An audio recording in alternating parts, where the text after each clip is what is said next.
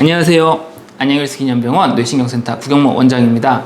오늘 뇌신경센터 1문 1답 어떤 질문이 도착했는지 한번 확인해 볼까요?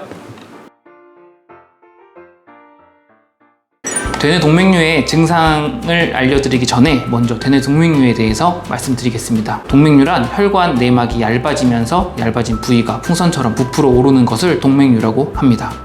사실 이렇게 이야기하면 바로 이해가 안 되실 수도 있어요.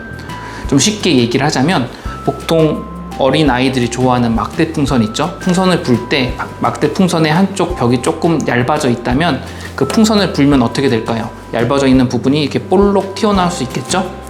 혈관 벽도 마찬가지로 한쪽 벽이 얇아졌다면 그 부위가 바깥쪽으로 부풀어 오를 수 있는데 그게 바로 동맥류입니다.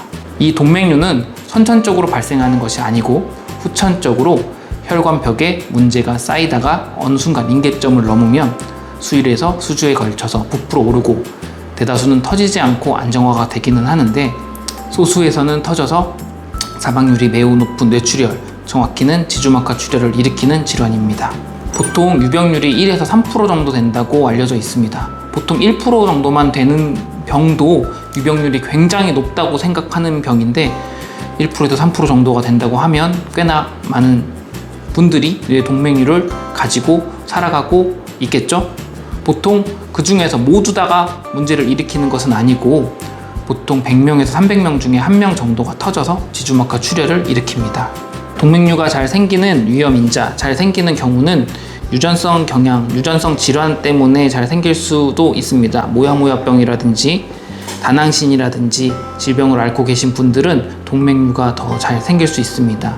그런 유전 질환을 가지고 있지 않더라도 가족 구성원 중에서 동맥류가 있으신 분이라면 다른 분들에 비해서는 3배 정도 동맥류가 발생할 가능성이 높다고 알려져 있습니다.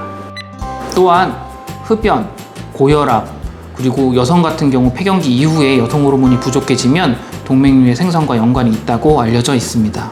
가장 궁금해하시는 대뇌 동맥류의 증상에 대해 말씀드리겠습니다. 불행히도 동맥류는 터지기 전까지는 거의 무증상인 경우가 많습니다. 드물게 동맥류가 아주 커지면서 주변에 있는 뇌신경을 누르고 뇌신경을 누르게 됨에 따라 생기는 뇌신경 마비 증상, 복시라든지 시력 저하, 안면 통증, 두통 등이 발생할 수 있고 그게 만약에 터진다면 지주막하 출혈인 극심한 두통, 메스꺼림, 구토, 의식 저하 등이 발생할 수 있습니다. 다음과 같은 증상이 나타났다면 당연히 바로 병원을 찾아가셔야 합니다. 보통 진단은 동맥류가 터지고 나서 지주막하 출혈이 발생한 이후 응급실에서 진단이 되거나 아니면 우연한 건강검진, 다른 질환을 찾기 위해 머리 MRA를 찍는 경우 발견되는 경우가 대부분입니다. 이전에는 MRA 기술이 지금보다 약간 안 좋았을 때가 있어서 5mm 이하이거나 그것보다 좀 더 작은 동맥류는 MRA에서 발견하기가 어려웠던 경우도 있습니다. 하지만 요즘 MRA 기술이 좋아지고 해상도도 높아져서 2mm 정도의 동맥류도 MRA에서 발견되는 추세입니다. 혹시 가족력이 있거나 위험인자를 갖고 있으시다면 미리 한번 뇌 검사를 해보는 것도 나쁘지 않겠죠? 네, 오늘 1문 1답 여기까지입니다. 다음 1문 1답도 많은 기대 부탁드립니다. 감사합니다.